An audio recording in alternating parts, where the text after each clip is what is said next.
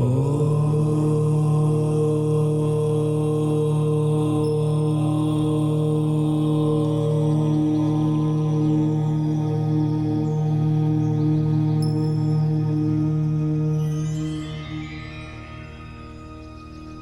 To वैदिक और YouTube channel. दोस्तों, आज मैं काफी महीनों के बाद आपके सामने प्रस्तुत हो रहा हूं अपने एपिसोड नंबर 24 को लेके। एक्चुअली ये जो 4-5 महीने के बाद हम अपना जो यूट्यूब चैनल जो प्रस्तुत करने जा रहे हैं, उसका रीज़न ये था कि मैं केपी एस्ट्रोलॉजी और नाड़ी एस्ट्रोलॉजी को वैदिक एस्ट्रोलॉजी से लिंक कर रहा था। ये जो 3 या 4 महीने जो गैप पड़े हैं, मैंने वैदिक एस्ट्रोलॉजी को नाड़ी एस्ट्रोलॉजी और केपी एस्ट्रोलॉजी को लिंक करने की जो प्रथा थी, उसमें मैं बिजी था, लीन था। जैसे कि मैंने न्यूमरोलॉजी और नेम थ्योरी को वैदिक एस्ट्रोलॉजी से लिंक किया है, और अपने पिछले एपिसोड्स में उसके बारे में मैंने आपको कुछ जानकारियां भी दी हैं, और आगे भी हम उसके बारे में जानकारी आपको देंगे जैसे जैसे हमारी क्लास आगे बढ़ती है, हमारे एपिसोड्स आगे बढ़ते हैं। उसी तरीके से मैं नाड़ी एस्ट्रोलॉजी और ये जो केपी एस्ट्रोलॉजी है, इसके बारे में भी आपको जानकारी दूंगा। थोड़ा सा मैं आपको नाड़ी एस्ट्रोलॉजी के बारे में बताऊं और केपी एस्ट्रोलॉजी के बारे में बताऊं। ये दोनों एक साइंस है, ये एक परमुटेशन कॉम्बिनेशन है, एक मैथमेटिक्स है। ये एक हमारा जो वैदिक साइंस है, निर्भर ये उसी के ऊपर करता है। जो बेसिक आपके जो नॉलेज है ग्रहों की, वो होनी बहुत जरूरी है, तभी आप इसके बारे में समझ सकते हैं। और केपी एस्ट्रोलॉजी और नाड़ी एस्ट्रोलॉजी में होता क्या है, ये जो अपने 27 नक्षत्र हैं, इनके ऊपर ये काम करता है। ये हमारे एनल या सब लॉर्ड या सब लॉर्ड में काम करता है। कोई भी ग्रह होता है, उसका एक राशि लॉर्ड होता है, एक एनल होता है, एक एसएल होता है और एक एसएसएल होता है। एसएसएल होता है सब लॉर्ड और एसएल होता है सब लॉर्ड। तो ये जो केपी एस्ट्रोलॉजी है, नाड़ी एस्ट्रोलॉजी है, ये सब लॉर्ड में काम करती है, और केपी एस्ट्रोलॉजी जनरली सब लॉर्ड में काम करती है। तो इसकी जानकारी मैं आगे आने वाले टाइम में आपको दूंगा, और चाहूंगा कि वैदिक एस्ट्रोलॉजी, न्यूमरोलॉजी, नेम थ्योरी, नाड़ी एस्ट्रोलॉजी और आपकी भास्करन थ्योरी, इसमें एक भास्करन थ्योरी भी होती है जो नाड़ी एस्ट्रोलॉजी जो साउथ इंडियन पद्धति में जो कुंडलीस बनाते हैं, तो उसको सारों को लिंक करके हम किसी निष्कर्ष में पहुंचेंगे कि किसी भी लड़का या लड़की की फॉर एग्जांपल हमको शादी प्रेडिक्ट करनी है, तो कब प्रेडिक्ट होगी, कौन से साल में प्रेडिक्ट होगी, कैसी होगी, उनकी एक शादी होगी कि 2 शादी होगी, कहीं डाइवर्स तो नहीं है, कहीं उनकी कुंडली में जो जन्म कुंडली में है उसमें शादी में डिनाइल तो नहीं है, क्या बाधाएं आ सकती हैं। तो ये सारी की सारी चीजें हम नाड़ी एस्ट्रोलॉजी से प्रेडिक्ट कर सकते हैं। वैदिक एस्ट्रोलॉजी से प्रेडिक्ट करना ये सब चीज बहुत ही मुश्किल है। उसके लिए जो 60 से ज्यादा कुंडलीज हैं, जैसे D9 है, D10 है ना, अलग अलग कुंडलीज होती हैं, नमाश कुंडलीज होती हैं, उनको सबको अगर डीपली प्रेडिक्ट करो तब जाके ये प्रेडिक्ट होता है।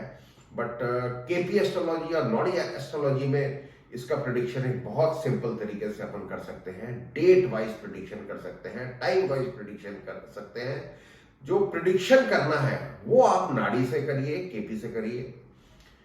किसी एस्ट्रोलॉजी को समझना है, एक ओवरऑल अपीयरेंस को समझना है कि आदमी का बिहेवियर क्या है, आदमी किस रूप में इस धरती में जन्म लिया है, तो वो वैदिक एस्ट्रोलॉजी से समझिए।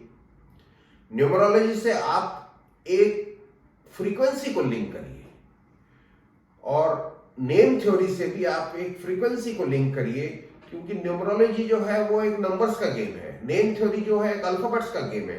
तो हम इसको एक दूसरे से लिंक करेंगे और वैदिक एस्ट्रोलॉजी में हम किसी बंदे का एक समझेंगे कि वो बंदा इस धरती में आया क्यों है, कौन सी चीज उसको सूट करती है।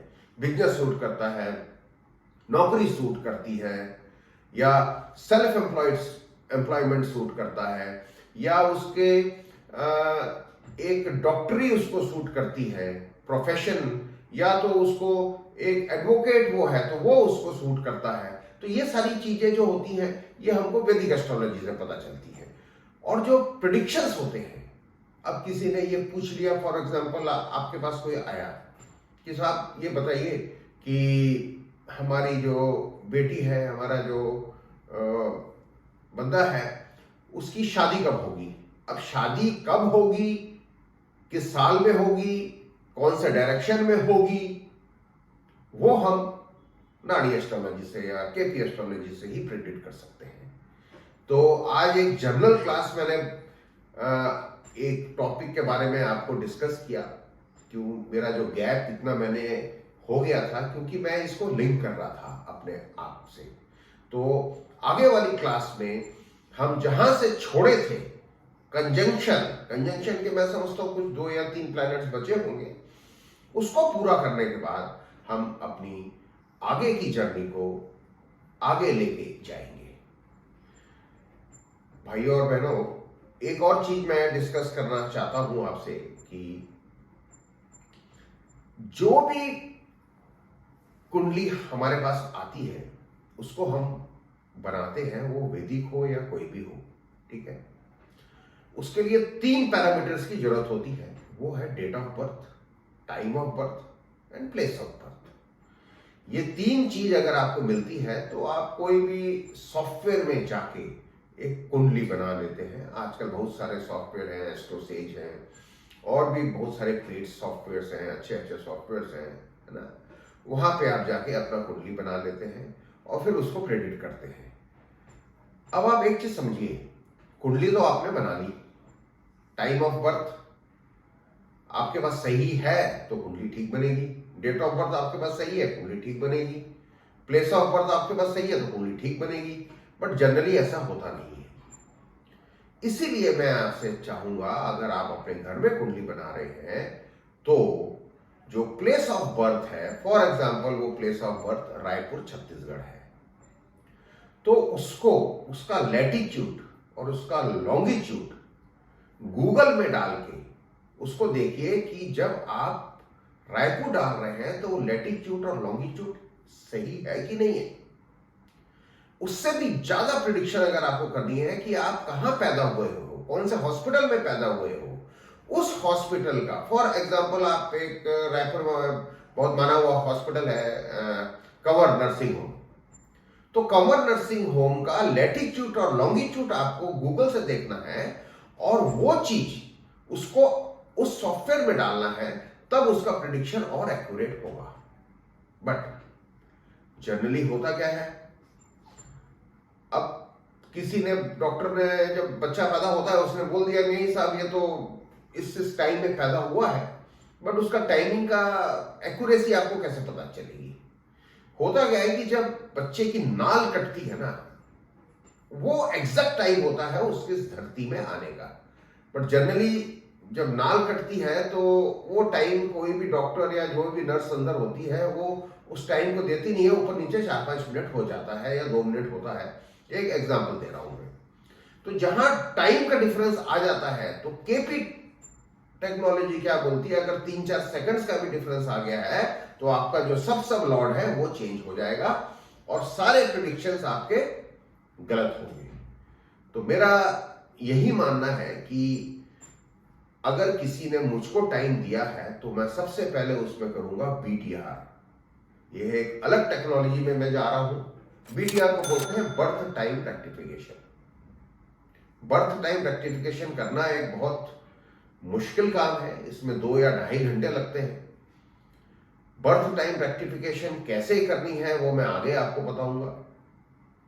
इसमें बहुत सारे पॉइंट्स हैं उसके, इसमें आपके मदर, आपके फादर, आपके ब्रदर, उनका टाइमिंग आपको पता करके उससे लिंक करना पड़ता है। जो आपकी प्रोफेशनल एस्ट्रोलॉजी है, जो आपकी प्रोफेशनल सॉफ्टवेयर्स हैं, उसमें आर्क देखते हैं, उसमें बहुत सारी चीजें देखते हैं और तब अपन बीटीआर करते हैं। बीटीआर करने के बाद ही कुंडली को प्रेडिक्ट करिए, अन्यथा कुंडली आपने किसी ज्योतिष को दिखाई और उसने आपको प्रेडिक्ट किया, समय गलत आएगा, प्रेडिक्शन गलत होगी, आप निराश होंगे और वो रिजल्ट नहीं मिलेगा। तो मेरा कहने का मतलब है कि बिना बीटीआर के कुंडली देखना, कुंडली प्रेडिक्ट करना, इसका कोई औचित्य नहीं है। तो धन्यवाद भाइयों और बहनों। अगले एपिसोड्स में मैं अपनी जो वीडियोस मेरे छूट गए हैं कंजंक्शन के बारे में, उसको आगे लेके जाऊंगा। बहुत बहुत धन्यवाद।